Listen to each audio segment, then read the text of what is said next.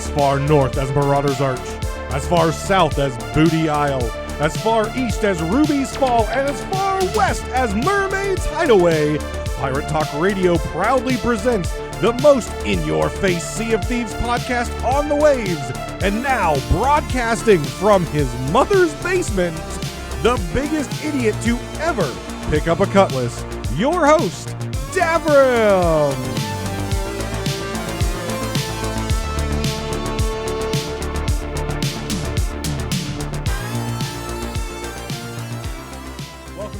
To Pirate Talk Radio.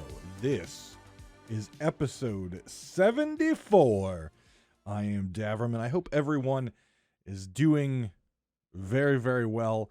I wanted to take a minute real quick before we thank the patrons, get into the episode, and just let you know, on the YouTube video or any other of my video style content, you will notice that I have a little, it's on this side, logo right here. Quite simply says, women's rights are human rights. For those of you who don't know my backstory, I am huge into women's history, into minority history. I have a minor degree in those.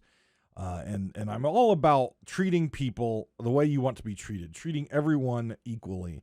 And unfortunately, I know people are tuning into this show and other content for video games that they love, as I do, but ultimately we're all people and we all live in the real world. And unfortunately, on June 24th in the United States, which is the country I'm from and live in, the Supreme Court struck down a women's rights issue, struck down and banned abortions nationwide. And this is something that's really weighed on my mind. Namely because of some of the comments made by the justices afterwards on some of the other rights that the Supreme Court is looking to take up in the coming months, years, etc., which affects myself and people that are close to me. And seeing people's rights being stripped away from them really hurts. So I know we're all here to talk about, learn about, listen about video games and things like that. But I want to do what I can in any way, shape, or form to bring awareness to things. I know people go to Twitch streams, they watch YouTube videos, and some people are very, I don't want politics. I don't want that kind of stuff in my video game stuff. Well, then quite frankly, I'm probably not the person you want to tune into and listen to because video games are fun. But video games are not real life, and these are real life issues affecting real people, and I'm going to use my platform, however small or large it ever gets, to make sure that I bring awareness to things that need to be brought aware of. So that's just how it goes. This is my show. I hope you all enjoy it, my content, and I'm going to use that platform to make sure that I am standing and doing my part on a content side and going out to protests and things outside of this studio to support the folks who are impacted by decisions made in politics, etc. So that's my little soapbox today on that.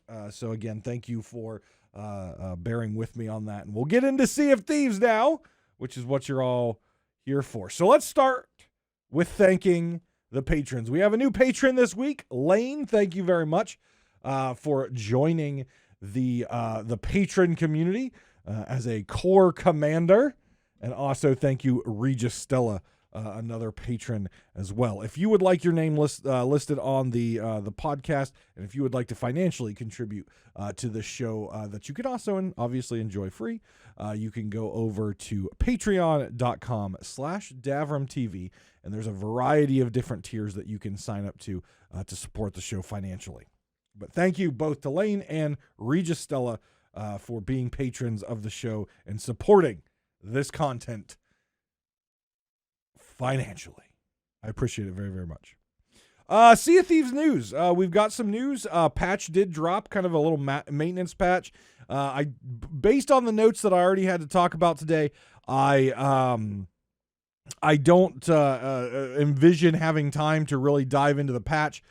Plus, when it comes to patches, I like to actually play and experience. I've heard from folks that there's some really positive things coming out of this patch, so I'm anxious to get on the seas this weekend and kind of test it out and see how things are going, see what improvements have been made, see what changes have been made, and then we can discuss the patch notes more in depth based on my experience in playing next week.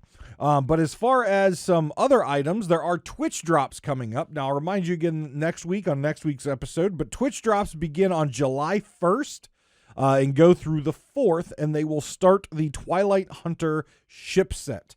So July 1st through July 4th, again, making sure that you've linked your Twitch account to your Sea of Thieves account, making sure you're watching a streamer with drops on. I believe these are partnered drops again, so watching a partnered streamer for 20 to 30 minutes, and then making sure you're going to your Twitch inventory and claiming those drops. It does sometimes take up to 72 hours for them to appear in your inventory in game. Usually it's faster than that, but it can take up that amount of time.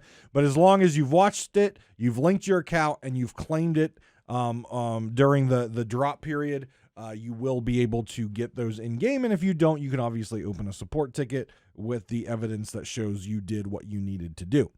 The other thing that's out there, and Rare, take my money, the Jurassic Park inspired archaeologist fossil set is out. It's weapons, it's a costume, and it's a beautiful ship. I love the color combination. I absolutely love the look of this. If you're a Jurassic Park fan, if you are a dinosaur fan, this is a set right for you. Everything's in nice yellow amber with green highlights. It looks absolutely fantastic. I'm not a huge costume person, but the costume looks pretty cool. There's an entire weapons set, and I believe also a lantern. I haven't got in the game to see what all is included in that, but definitely a cool set to check out. Available in the Emporium. There are also a new set of emotes out.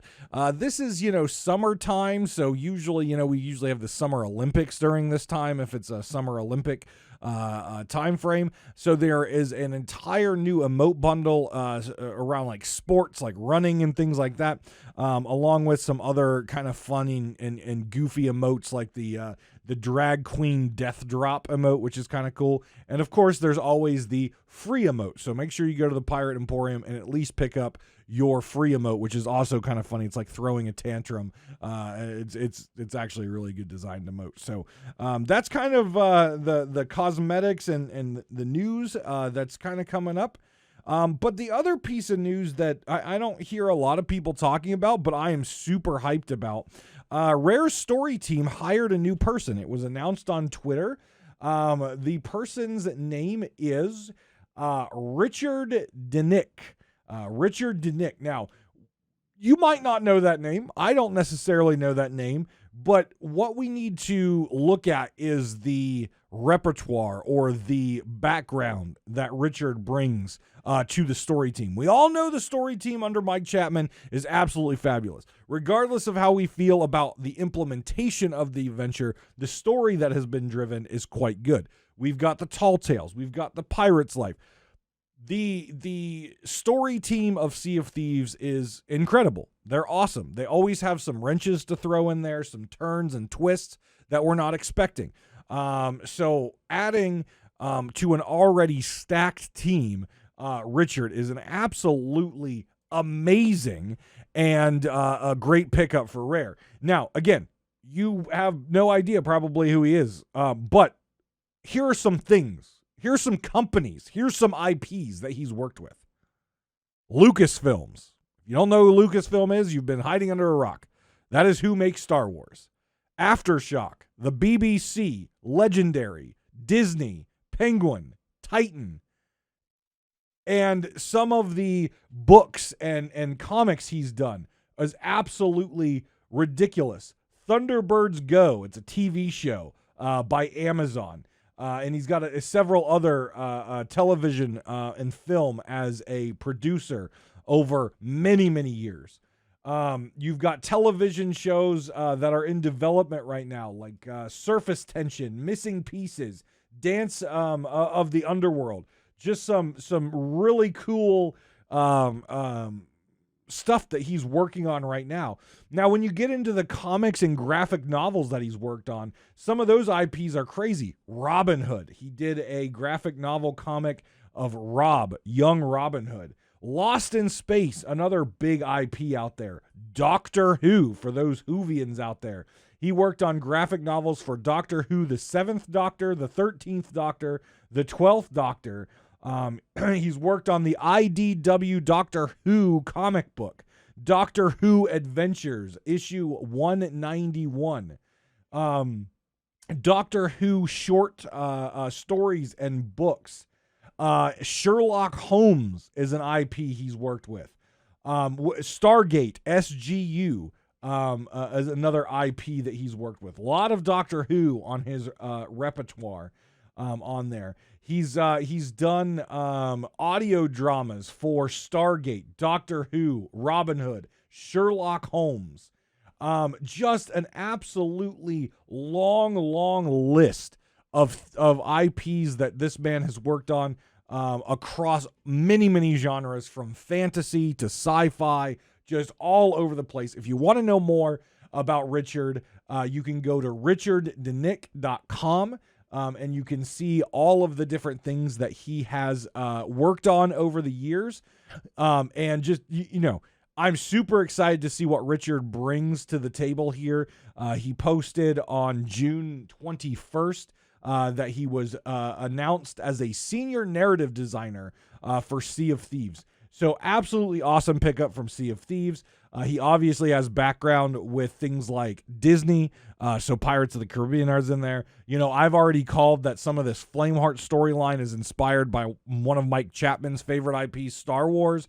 So we've got a little bit of the Lucasfilm Star Wars in there. So I think that Richard's going to bring some really cool stuff here.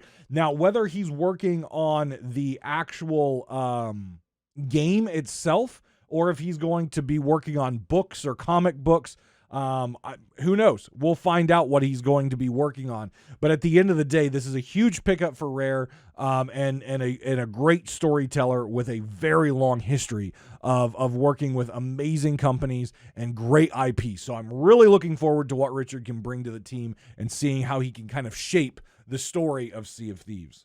So congratulations, Richard. Look forward. Just don't disappoint me. Okay, Richard? I talked you up big here. Okay? You followed me on Twitter. I retweeted and congratulated you. I appreciate that follow, my friend. Don't disappoint me. Ask some of the developers at Rare. You don't want to be on the disappointing side of the show. Okay? I think he's going to do great. So as we get into the game, one thing that has been noticed, I noticed it last Saturday when I was sailing with Captain Logan. The picture for the adventure has changed. Originally, the picture on the book cover of the Forsaken Hunter was the journal book for what was it? Fate of the Morning Star, the Morning Star tall tale that deals with Grey Marrow and the fight of Grey Marrow, and the one you get on the Ferry of the Damned. That was the centerpiece icon, the book, on this particular adventure. It is now changed, and it has changed to a book that looks very familiar to the Wild Rose book with the heart on the front. Now, the Rose book, I believe, has the rose on the front, but the symbol for Wild Rose is that pendant with Rose and George, and it's kind of broken. You have to put it back together. You know the story if you've played through that. What is very interesting, though, is the two halves of the broken heart.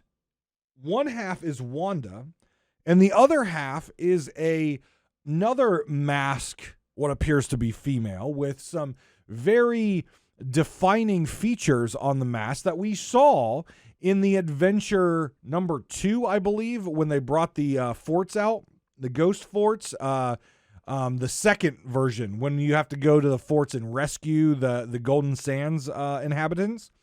Right at the end, you see Wanda on a ship approaching one of those forts, And standing next to her is another person in the same regalia with some very distinct markings on her mask and sea dog feathers coming out from under her robe.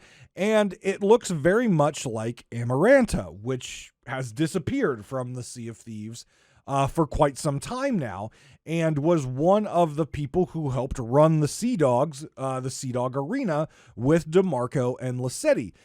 She wasn't exactly the biggest fan of those two, but she's a winner, right? She was all about winning. She was all about being the top of her game, right? And that's why she was perfect fit for the Sea Dogs, and more so why she was probably a perfect fit for leadership of the arena. Now, we know DeMarco closed the arena, and DeMarco is now in some sort of dead. Okay, we don't know if his soul is trapped in the lantern. We don't know if he's dead. We don't know if his soul is somewhere trapped in the Sea of the Damned. We don't know, right? That's the mystery that we're trying to solve through the social media, which everyone has their own opinion about that. Just believe me when I say the social media stuff is going to continue. If you don't like 4,000 retweets, if you don't like 3,000 likes, whatever the case may be, just know that this is something that video game companies and companies are doing to drive social media clout. You just get used to it. It's going to continue to happen. It's part of the transmedia that I've spoke about multiple times, where the whole story is not just contained in the video game. It's on social media. It's on movies. It's in TV shows. It's in books, comic books, whatever the case may be. It's spread across large varieties of media, and you have to go out and get it all in order to have the complete story. Get used to it. It's the future of gaming. It's just how it is. But what's really interesting is the heart is broken. Amaranta appears to be on one side. Wanda appears to be on the other.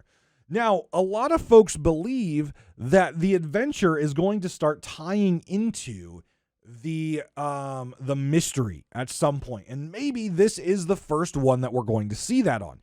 We've got a lot of notes scattered around, and you can go over to a great website, Mermaid's Lullaby. They've got them all laid out there for you. We don't know the order in which they're in, but we have snippets of a conversation or conversations between multiple people. And in those conversations, it talks about being, are you going to get emotional about this or something like that? Now, a lot of folks are obviously believing that these notes have to do with the death of DeMarco, but I sometimes think that Rare is a little smarter than that. They like to throw wrenches at us sometimes in stories. I think maybe there might be a little bit of, it's a murder mystery, right? The idea of a murder mystery is trying to solve the murder, but you're going to get clues that might not necessarily be directly related to the murder, right? They might be little offshoots, right, that you have to solve, right? Part of solving a murder is going through all the evidence, but also making sure that you get the right evidence. So we don't know. Maybe Rare is putting in some other notes and hints in there that might be trying to tell us a little bit about another part of the story, or trying to get us off track a little bit. Who knows? We don't. We're trying to solve that. But what is very interesting about this heart is what we see now after the patch. If you've not logged in since the patch on the 23rd of June, there's been some changes in the world. First off, Golden Sands has been renamed New Golden Sands and is in the process of being rebuilt, which we'll get to talking about that in a few moments because I've got my own opinions on that bullshit. But the other thing that has now happened is there's a couple more clues spread across the seas that people are finding. But a very interesting thing has happened. Wanda's workshop on Wanderer's Refuge is empty. It's been cleared out. And all the old Flameheart memorabilia, the cave drawings and paintings, appear that someone has tried to wash them away or scratch them out or get rid of them. Obviously, we know through the history, Wanda has had a very close relationship with the Flamehearts, romantic at times with the Flamehearts. But because of things that have happened, Wanda is now part of the Dark Brethren.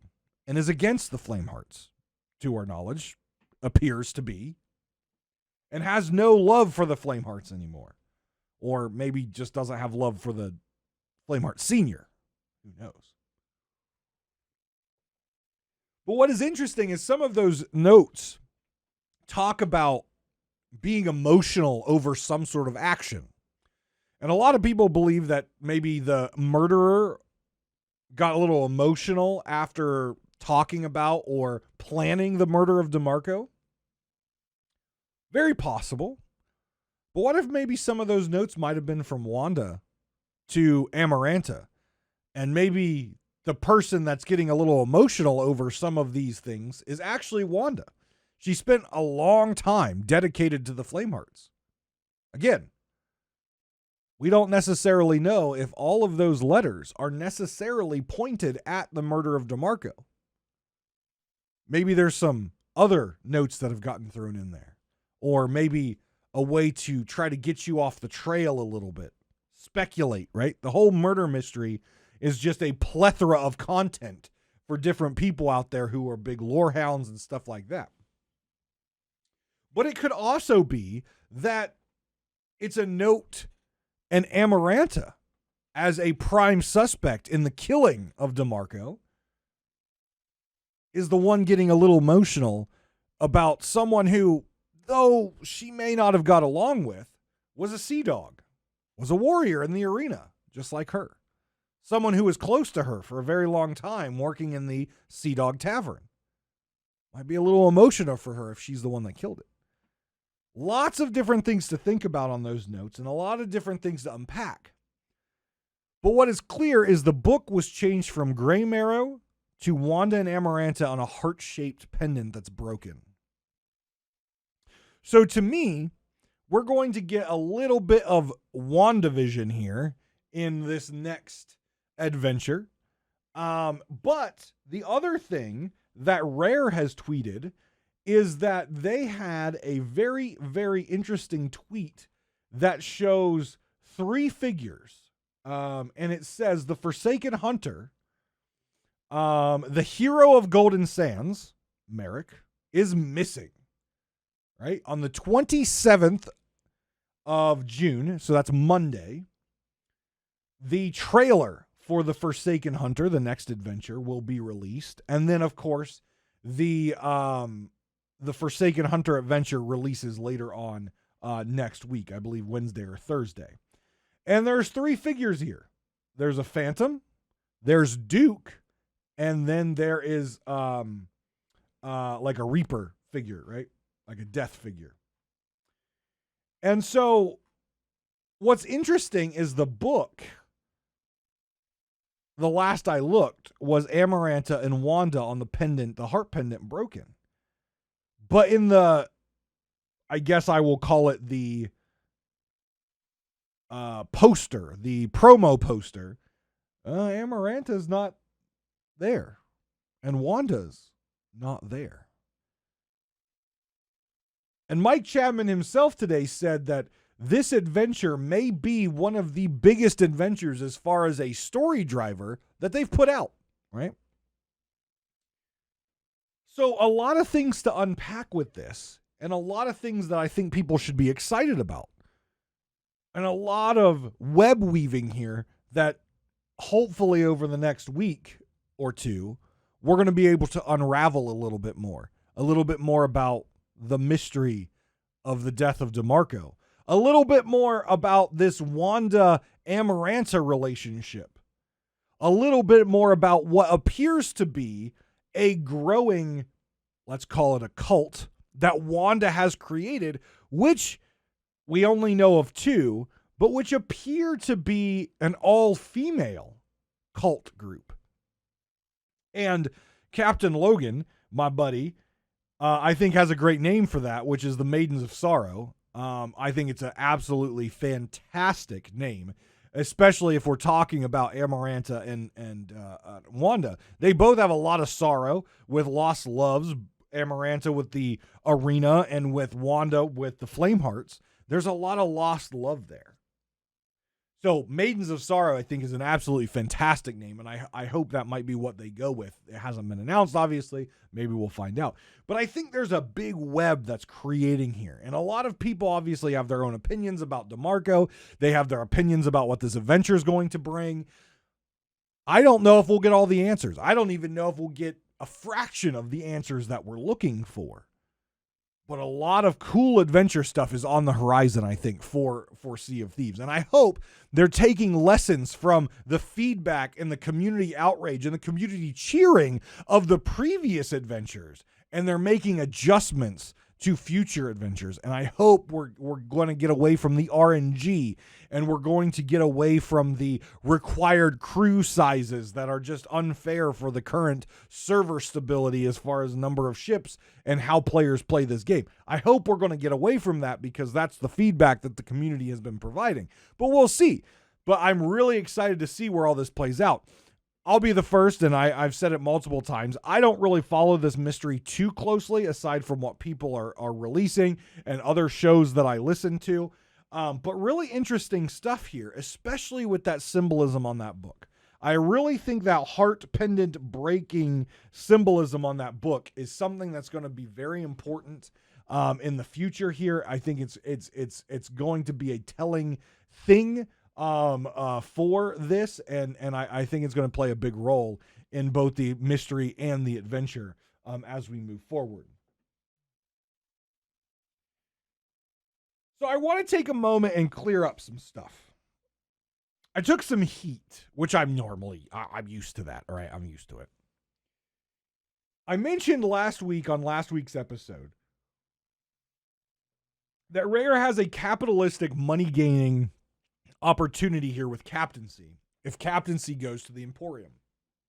Now, I thought I made it very clear that I said I don't believe Rare will go in that direction, but it's definitely a direction that us, the player base, has to be aware of, because it's possible.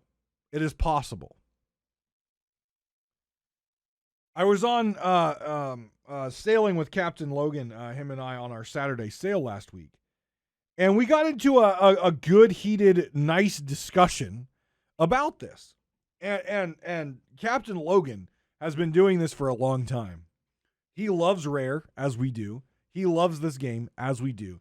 The difference between Logan and I is he is very positive about Rare, and he's very positive about the direction, not only that they've brought the game, but because of that, the decisions they'll make in the future. And me, well, some people might say that I'm a negative Nancy. Some people might say that I don't have an optimistic bone in my body. And I'll say I'm a realist. I have been burned by a lot of companies and a lot of games in the past for money grubbing schemes that I didn't expect them to do. Now, I'm going to make this very clear, and I want everyone to listen. I don't want any more heat about this, because if you get, I'm not responding to you. I don't believe that Rare will make captaincy a Emporium purchased item. I don't believe they will. Because, and this is the only reason that I will say I don't believe they will, is that fact that captaincy unlocks voyages. Okay? If that captain voyage was not part of captaincy, I would 100% say that Rare probably is going to make this a purchase out of the Emporium. But because it is actually tied to a voyage, that is something that everyone in the game since the dawn of time has had access to. They've locked it behind Pirate Legend for some stuff. But in general, everyone who is playing the free version of the game, right, not putting any money into it, the free version, has always had access to all the voyages at the time that they're available in the game. Because of that one thing, I don't believe that Rare will put captaincy attached to Emporium. I think it's going to cost a lot of gold. I think you're going to have to work to unlock it, and I think it's going to cost a lot of gold, kind of like the Dark Adventurer stuff. I think you're going to have to work to become a captain, but I don't think it's going to be an Emporium. So as long as we're all clear on that, Now, let me talk about what I think is going to be in the Emporium. When Rare first said many, many years ago that they were going to put captaincy in this game at some point, or were going to consider putting captaincy in this game at some point, they said captaincy in their minds is viewed as a cosmetic. Some cosmetics in the game are gold purchased. Other cosmetics in the game, the cool, super cool ones, are Emporium purchased. Now, you can be a captain of a ship, have access to the voyage, hell, even name your ship, all under the captaincy free version. But they could lock decorating your captain's quarters behind Emporium. That's cosmetic. In my mind, naming the ship is cosmetic. But I know that's something a lot of people want. But I could definitely see a possibility of putting the naming of the ship, the naming placard, under the Emporium. I don't think that is, because that is something that a lot of people want, and I don't think Rare will piss people off. But it's definitely possible because it's cosmetic. Cosmetics, such as making your captain or your cabin look different, making your ship have a name, none of that stuff is game impacting. None of that stuff takes content away from players. It's all cosmetic driven. It's all cosmetic based. So I think there will be a lot of the captaincy features that could include naming a ship. I don't think it will, but could include naming a ship as an Emporium cosmetic, as a revenue generator. It's not required. Would it piss people off that they could become a captain but not name their ship because they don't want to put, $5 into the Emporium? Sure, it'd piss people off. But you know what? People want this feature. Supply and demand. The people demand it, and Rare supplies it. Therefore, you can make money off of it. It's basic economics. Will it piss players off? Sure, but they'll cool down in about a month, just like they cool down about other things.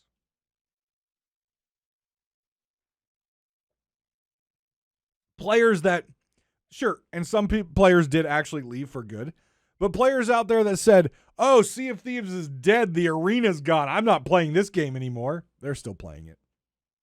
Open threats. Well, captaincy is bought by gold, but in order to name my ship, I have to pay $5 to the Emporium. Yeah, that's shitty. I hate it. I'm leaving Sea of Thieves. No, you're not. No, you're not. If you really want to name your ship, you'll pay $5. I think there will be some features, obviously, that are gold-based. I think naming your ship is going to be gold-based. But I could definitely see, because of what they said a long time ago, that captaincy could, the actual customization of the ship, because your ship doesn't have to be customized to do a voyage. You have a voyage table.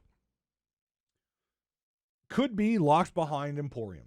And it's going to be a great revenue generator for Rare. It might piss people off, but you know what? Money's money. Money hires people. Money keeps the servers on.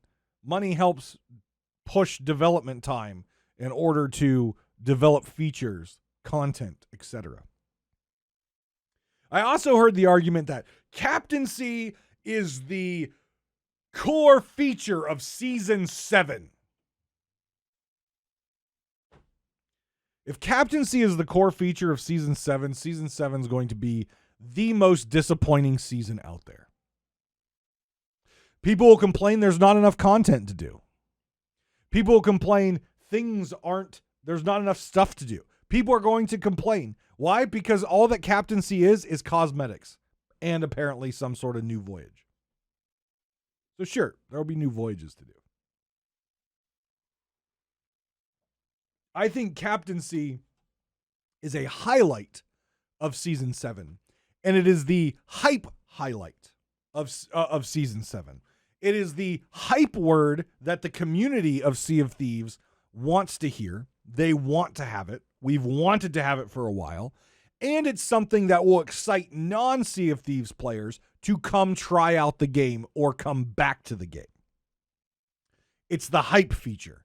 But I don't think captaincy is the big bag of season 7. I hope to God it's not the big bag of season 7, because that is lame. If you think people were pissed off and irritated that season 5 Tools Not Rules, which I thought was a good season because of the cool stuff we got, was a disappointment. If captaincy's all you get, if that is the highlight of season 7, whoo, people are going to be pissed off. And sure, they may for the first couple days love it, just like they loved the new Tools Not Rules update with some of the new cannon rowboats and stuff like that. But guess what? The hype dies down after about 2 weeks, and then people are pissed off because they claim they have nothing to do. So I'm really hoping Rare is not just banking an entire season on captaincy, because that is pretty lame. Though cool. The other thing that was a discussion that happened is this idea of the sovereign, and the idea of this that we saw in the trailer of this fast sell system, or a quicker sell system with the sovereign. Now, the platform is already being built in game. That was part of this past patch. You can see the mast is now no longer laying on the dock or the beach. The tower is now erected. There's a platform on it. You can start to see pulleys and things like that on it. It is very, it's starting to take shape, and we'll be able to see the final product of that we saw in the trailer in about a month, July 21st or 22nd. I will be getting ready to go over to Sea of Thieves Fest, so I probably won't be able to play Season 7 right off the bat, but that's fine. It's a long enough season that I'll get my stuff in, and I'm super excited to be over in London. But the discussion that was had is around balance, and the idea that the sovereign, or a single point of sell, is to help balance out and try to bring people away from Reapers and have them do the other trading companies, but now have an easy place to sell. And it's possible that that is the direction Rare is taking. And what I will say is that is the worst way to balance a video game. You don't take a feature that is broken and say, oh, it's broken. How do we fix it? We break everything else to match its brokenness. No. That's not how you balance. Reapers gives you way too much gold. Yes, Reapers marks you on the map. Yes, Reaper's hideout is not a very friendly place to unload and stay safe. But the amount of gold that you get out of a grade 5 Reaper, specifically stolen loot, is absolutely asinine. It is higher than that's where you want to be. That's why everyone does the Reapers.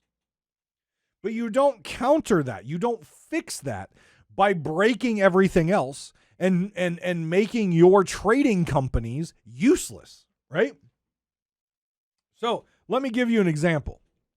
If you're sailing the seas right now as a grade 5 gold hoarder and you go to turn in, you obviously have merchant stuff, Order of Souls stuff, and gold hoarder stuff, and you've got 3 locations you have to sell. The most money you're going to get is obviously from the gold hoarder, but you still have to go to all 3 locations to empty your pockets. If they had one centralized location on every outpost that all stuff goes to with no diminishing returns, just remove the gold hoarder, remove the Order of Souls tent, and remove the Merchant Alliance vendor from the game. Yes, the Merchant Alliance vendor does do other things. Yes, the Order of Souls person does other things. Yes, the gold hoarder does do other things. But you're practically just removing them at that point. They're no longer vendors because no one's ever going to go to them anymore to sell stuff. And furthermore, Sea of Thieves is a fantasy game inside of real world. The Sea of Thieves, as stated by Mike Chapman, is located near and around the Bahamas, which is where the golden age of piracy takes place. He has stated that multiple times, that the Sea of Thieves is located on the world map, and the Shroud protects it, and that's why no one else can get there unless you know how to navigate through the Shroud. We know there is no Shroud in the world, but that is how it was explained. People in the Sea of Thieves that have came here from the outside understand how the real world works. The idea of the golden age of piracy and how piracy worked in the West Indies, or the Bahamas, if you will. The pirate would go out and hunt a ship. They would take the prize, they would get the booty. They would then take it to a pirate-friendly port, a port that would accept pirated goods. They would sell it to whoever wanted to purchase it at a dollar figure. Then that merchant who bought it from the pirate would turn around, load it on legitimate trading vessels, and sell it in the Americas at a higher price. That's how it worked. The pirates acquired the goods via stealing and piracy. They would sell it to get gold. They provided the goods, and then the merchants turned around and resold it at a higher value to make profit. If I'm taking my goods that I've got, my merchant crates, my skulls, my gold chests, if I'm taking those items to one central selling point, the gold hoarder still wants his gold. The Order of Souls still want their skulls. And the Merchant Alliance still want their crates.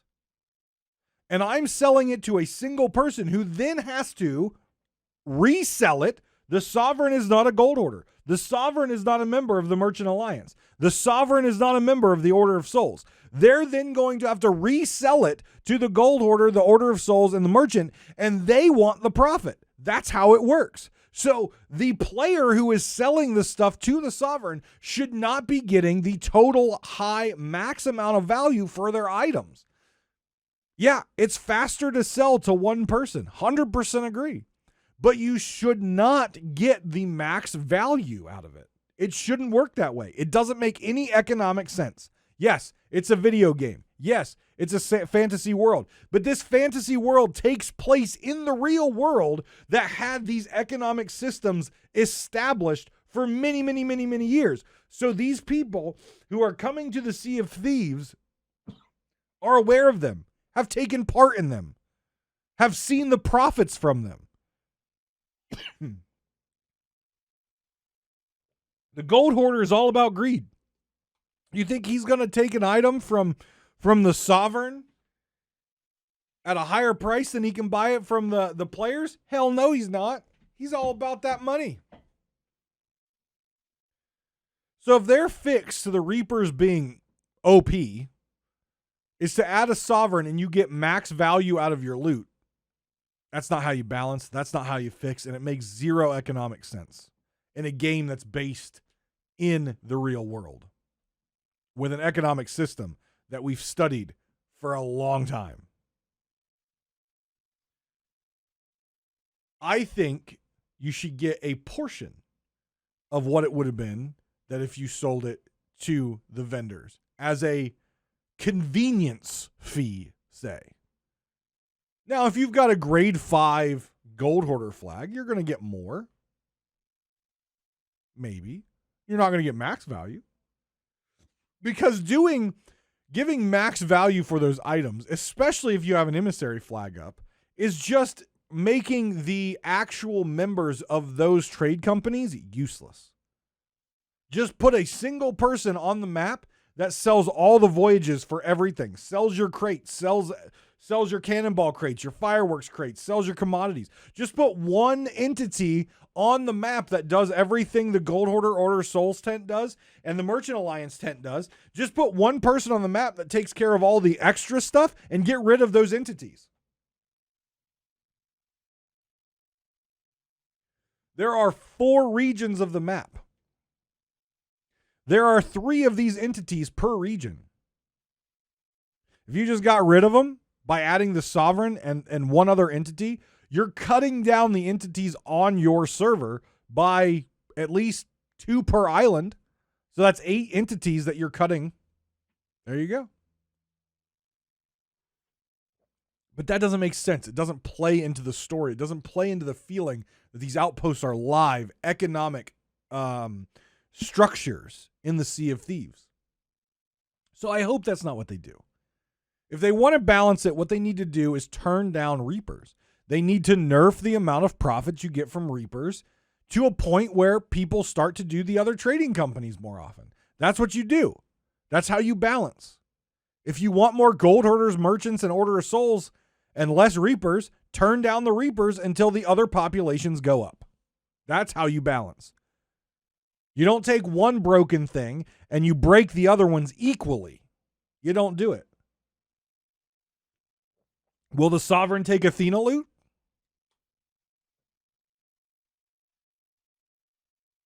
Things to think about. But it makes zero sense to me. I like the idea of being able to sell quicker. I like that. And personally, I don't care if I get less gold. If I have a faster sell at outposts, I'm going to use it. Gold's an infinite resource. I can get more of that. But I hope they don't present this as a balancing thing because it's garbage. It's garbage. I like the idea. I'm glad they're adding it. I'm glad they're making the outposts look bigger and cooler and evolving. But I hope this isn't their idea of balancing because all it's going to do is make your trading company merchants useless, except for voyages. And they're just going to sit there and they're not going to be used. They're going to be put on the shelf and collect dust, like the emissary system did for how long? For a year. For over a year.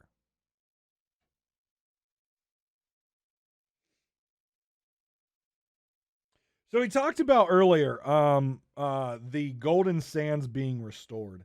So these are just some of the map changes that we've encountered since this patch.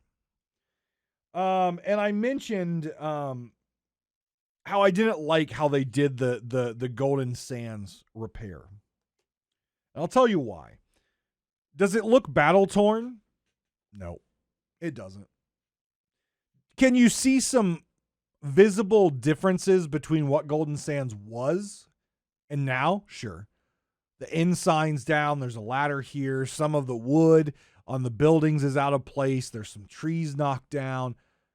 There's some docks that aren't fully fleshed out. But overall, it doesn't look like war hit that place. Not at all. And furthermore, I want to know how they got all the wood that they got, because according to Rare Twitter, wood crates didn't count. So where'd they get all this wood? Because I looked around, the trees that have been on Golden Sands since before the war are still on Golden Sands, and they're still looking big and luscious and green. So there's some logs laying around. Where'd those come from? Where'd those come from? Obviously not Golden Sands. They didn't come from those palm trees because those palm trees are still there.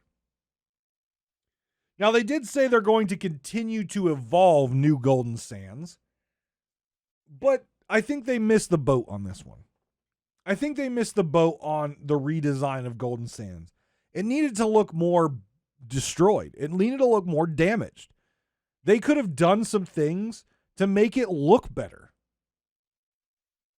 And when I say better, I don't mean fresh and shiny and new. I'm saying make it look like it actually went through a war. But again, just like we talked about last week, in the overall ending of that war, it never did feel like a war. It felt like a war on social media, but it didn't feel like a war in the game, even though it was supposed to be. And now, the way they restored it, and it's all nice, bright, shiny, and new, aside from a couple misplaced building blocks, it doesn't look like it was war-torn at all. It just makes zero sense to me. The design choices here, I think, were a little off. Yes, Golden Sands needed to be repaired, but they could have repaired it in a way that it still looked like it had went through a battle. Big craters. Some smoldering debris. Wrecked ships on the shores. Destroyed rowboat bits. Pieces of shrapnel from the kegs. Not just on the beaches, but throughout, to make it look like it was actually a war. It doesn't look that way to me. And from what I understand, they're going to be trying to add back in emplacements like cannons and things like that to make it look like they're gearing up for a defense. Well, what'd they do with the emplacements they already had? Why aren't they still there? I don't know. It just, to me, it didn't feel that they, from the beginning of stating it was a war for Golden Sands, it never felt like they really got that war aesthetic. They never got that war look and feel. And now with it being over and Golden Sands being saved, it doesn't feel like it went through a war. It just, the whole concept of war was completely missed on me. I don't know about the rest of you. Leave me a comment, shoot me an email, hit me up on Discord. Let me know what you think. But I'm pretty sure I don't think there's anyone out there who could say that Golden Sands looked like it went through a war or that the event itself felt like a war. It was just a miss. It was a miss. It was a cool event with a cool story. But at the end of the day, I think it was just a miss. And now with the resolution, I still think it was a miss. They could have at least made it so it looked like it had went through hell. Still made it nice. Still repaired the buildings and let the inhabitants get back in their shops for everyone to go sell and buy from. But kept some lasting, impactful, visually impactful damages around the entire place to make it really feel like it went through a war. Craters and smoldering and bits and shrapnel and bones. Something that made it look like it went through war. And yes, it's the shores of plenty. It's supposed to be bright and pretty and rainbows and unicorns. I get it. That's what people wanted. But it went through a damn war. Make it look like it went through a damn war. Make it look like it went through a damn war. The last thing that I have here that I wanted to just take a brief moment about, and we touched on it a little bit, and that was the other map change, which was Wanda's hideout. There is one last thing that I didn't mention earlier with the removal of the Flameheart memorabilia. There is now a chest of wondrous secrets in the back of Wanda's workshop, and it is opened. It is the first time that any player has been able to see what the inside of the chest of wondrous secrets is. The inside of which made Stitcher Jim go absolutely batshit crazy. Now we, the players, can finally go there and gaze into that box and see what Stitcher Jim saw.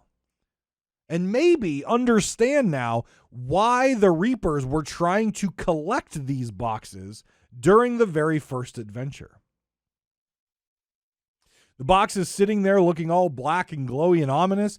And inside, if you look, it has a very familiar, if you played through a pirate's life, look. It looks like the sky and the sea of the tunnel that leads you from the Sea of the Thieves or the living world into the Sea of the Damned. So why would the Reapers want those? Well, they got to bring Flameheart Sr. back somehow. That's a pretty powerful thing.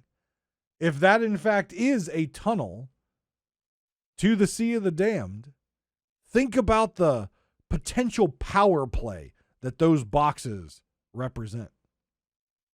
And also, why did it make Stitcher Jim go insane?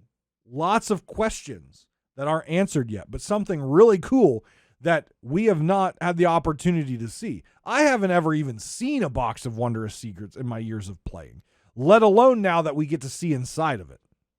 I wish I had got to see one or get to see one at some point, kind of like the Shrouded Ghost. To me, boxes of wondrous secrets don't exist, just like the Shrouded Ghost. But now we get to see what's inside of it. And I know all the lore hounds are, they're getting all sniffy about it. And there's going to be some cool speculations out there from all the folks that follow that lore really closely. And I'm really excited to read and listen to some of that. But that's not the only thing that's weird right now. I mentioned it about the Forsaken Hunter, the hero of Golden Sands, who, after the adventure, was back on Stephen Spoils to accept all your lovely fish, and quite frankly, broke the merchant vendors across all of the seas because the crates that you needed to turn into the merchants said go talk to Merrick at Golden Sands, which that event was over, so you couldn't, and it was broken. But it is what it is. Oversight. Rare. Stop it. QA team. QA team! But Merrick returned to his post at Stephen Spoils, and began to buy your fish again. But now, he's gone. Where is he? We don't know. Apparently, we might find out in this next adventure. But I said that if we saved Golden Sands, we would see some sort of ripple effect that would impact a character or characters or the game in a way that people who just wanted Golden Sands to go back to their favorite outpost didn't see coming. And I said that if we saved Golden Sands, we doomed Merrick to death. Is Merrick dead? We don't know. But I'll tell you what. If I was Flameheart and someone stood up to me and someone united all the pirates against me, or a huge army of pirates against me,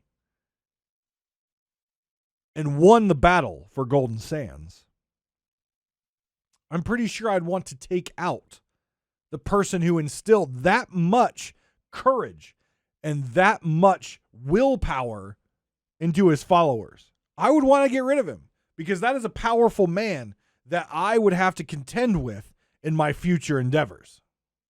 So we'll hopefully find out what happened to Merrick in this next adventure, or maybe get some clues to the whereabouts of Merrick in the next adventure. But Merrick's gone. And all of you folks out there who saved Golden Sands, this one's on you. If Merrick's dead, if he's gone, if he's being converted to an Ashen Lord out there, this is your fault. If you loved Merrick and you saved Golden Sands because you loved Merrick, I'm pretty sure you doomed that man. I'm pretty sure you doomed him. And I hope, as punishment for saving Golden Sands, when Merrick is found out to be dead or gone forever, that they don't replace and put a fish vendor at Stephen Spoils. I hope that is left vacant. So therefore, you don't have a quick and easy selling place right in the center of the map. And it's all your fault for saving Golden Sands. That's my hope. That's my wish. We'll see if it comes true. Thank you guys very much for your continued support of this show. If you're watching it on YouTube, please hit that subscribe button, hit the like button, drop me a comment. Let me know what you think. You can join the Discord. You can shoot me an email. You can also tweet me. All that information is down in the show notes and in the YouTube description video. But guys, thank you very much. I hope you're enjoying the seas out there. I hope you're having a blast with this mystery, and I hope you're excited to see what the Forsaken Hunter brings us in the coming weeks. We've got a month before Season 7, and our next adventure is only 2 weeks long. So there's a lot of stuff you can do out there. Emissary ledgers. Go have fun. Meet some new people. Go sailing with some new people. You know, there's a lot of things that you can do. It's a write your own adventure game. So go out there and write your own adventure. Take care of yourselves, guys, and each other, and I will see you next week on Pirate Talk Radio.